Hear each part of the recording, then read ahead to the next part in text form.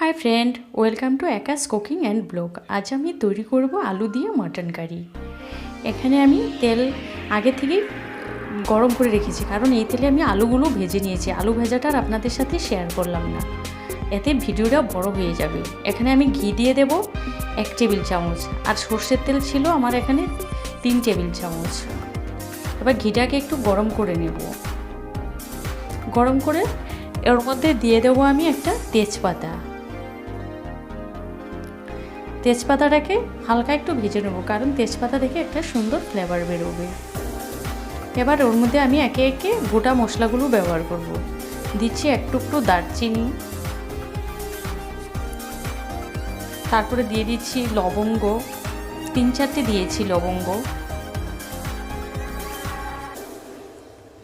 দিচ্ছি এলাচ।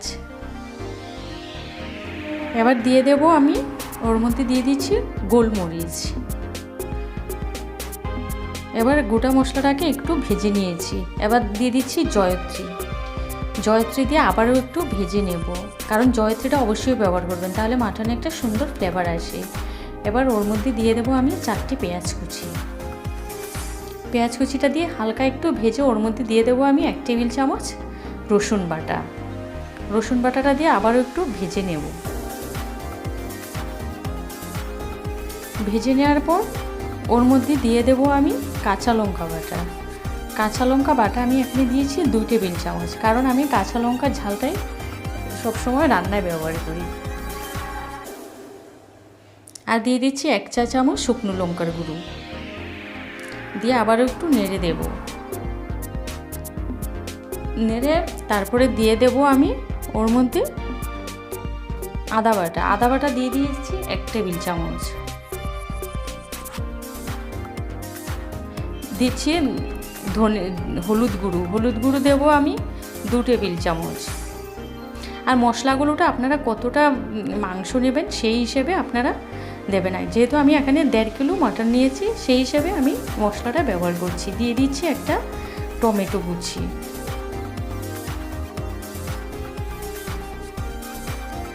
টমেটো কুচি দিয়ে নেড়ে এবার ওর মধ্যে দিয়ে দিচ্ছি আমি কাশ্মীরি লঙ্কার গুঁড়ো দিয়েছি আমি 1 চা চামচ। এবার দিয়ে দিচ্ছি আমি জিরার গুঁড়ো দিয়েছি 1 চা চামচ। আর আমি মশলাটি খুবই কম ব্যবহার করি রান্নাতে। আপনারা আপনাদের পরিমাণ মতো মশলা, নুন, ঝাল সব ব্যবহার করবেন। দিয়ে দিচ্ছি 1.5 টেবিল চামচ নুন, দিয়ে আবার মশলাটাকে একটু কষিয়ে নেব। মশলাটা কষিয়ে নেওয়ার পর আমি এবার মটনটা দিয়ে দিয়েছি। মটনটাকে আমি আগে পরিষ্কার করে দিয়ে নিয়েছি। এবার মটনটা দিয়ে আমি মটনটাকে 10 থেকে 15 মিনিটের মতো কষিয়ে নেব।